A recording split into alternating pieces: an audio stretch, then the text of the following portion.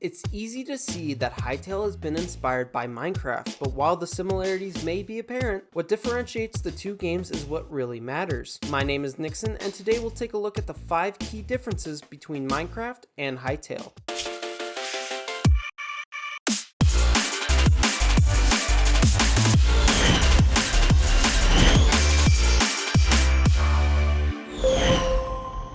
I don't want to dump all over Minecraft. The game is massively successful and has provided me with endless hours of entertainment. But when you look at the two games side by side, it's easy to see the evolution. Texturing and detail has come a long way, and it's one of the defining features that sets Hytale apart. Character models are more complex, and the addition of things like elbows, knees, and abdomens breathe new life into the genre. The complexity and detail don't just stop with the textures either. We've already seen a number of animations thanks to the Hytale trailer, and here again we see the Hypixel team step things up in a big way. If we compare a model from each game chopping down a tree, it's easy to see the differences. One is a block, almost lifeless, while the other is more animated and realistic.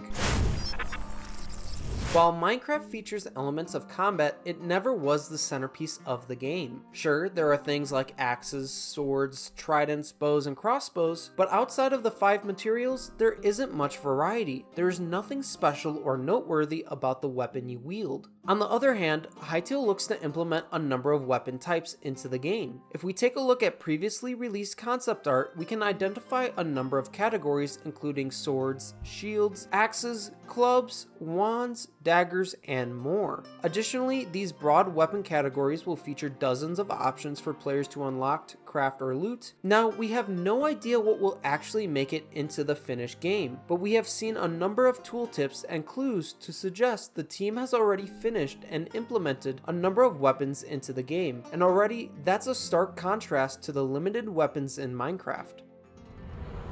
Of course, weapons are only part of the equation in Hytale. We can't forget about one of the most anticipated features in the game, magic. Hytale looks to spells and sorcery right into the base game. In comparison, Minecraft has a rather enjoyable enchantment system, but outside of that, you'll have to search and download mods if you want to enjoy true magic in your game. Time and time again, we've seen that magic is among the top most anticipated features in Hytale, and we understand why. Unfortunately, outside of a few pieces of concept art and the quick clips in the trailer, we don't have a great idea of how magic will work, but we're hopeful that it'll be a game changer for the genre.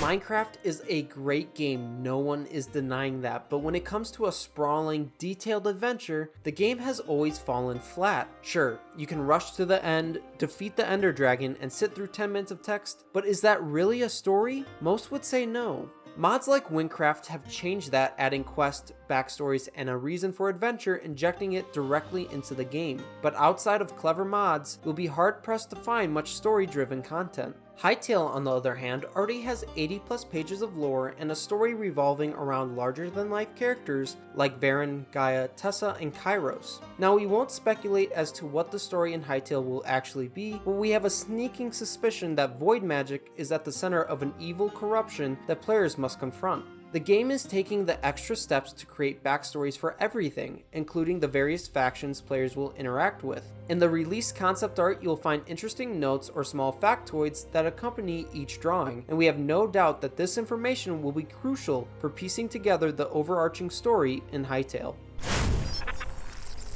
It's easy enough to compare apples to apples when it comes to mobs and animals in both games. In Minecraft, there are 28 animals, 33 hostile mobs, which include 3 bosses. You also have the villagers, iron golems, and snow golems, giving us a total of 64 different mobs and animals. Hytale has already matched Minecraft's numbers, and that's before we even have a complete picture of all the NPCs in the game. From what we've already seen, there will be at least 55 animals, 6 different factions, and many other mobs not associated with a faction. What it comes down to is simple. Hytale is looking to create an immersive world, and while pigs and sheep may be cute, there is just more the team wants to add into the game. The team has already stated that variety is a big part of their design philosophy. By building off pre-designed base models, the team can make aesthetic tweaks to make new creatures and variations. This is a perfect example of how the Hypixel team is looking to the past to perfect the future, and that has all of us excited.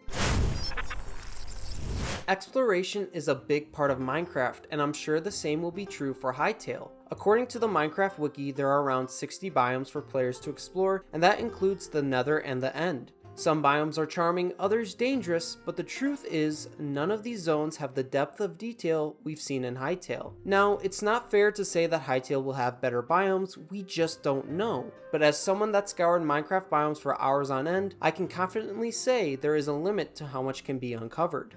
For example, you can find villages, mob spawners, abandoned mine shafts, various temples, witch huts, woodland mansions, nether fortresses, and the End City. And while these are great, they don't stand out as a creative, cohesive living world, and offer hardly any challenge to players. In contrast, Hytale's world is already filled with hundreds of prefabs, pre-existing set pieces that look to excite and engage players.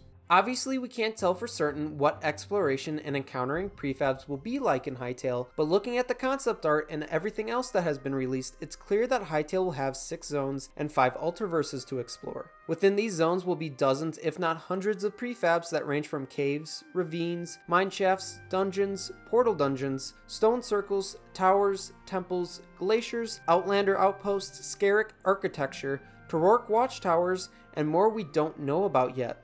There is definitely a shift towards discovery that Hytale is looking to capitalize on that is a departure from how things were done in Minecraft. But what will that look like? We'll just have to wait and see. Looks can be deceiving, and even though Hytale is clearly inspired by Minecraft, the similarities are few and far between. Of course, they will always share the same blocky feel, but other than that, the two games are actually pretty dissimilar. That being said, Minecraft will always hold a special place in my heart, and with Hytale's future still uncertain, all we can do is wait and wonder what's next for this upcoming game. But we want to know what you guys think. What do you think will set Hytale apart? Feel free to leave us a comment in the section below, or better yet, join me and the rest of the Game Gurus on our Discord server. And remember, if you like this video, be sure to subscribe and click the bell icon so you're always first to know when we upload more Hytale content. My name is Nixon, and together with the Game Gurus, we can strive to reach the next level.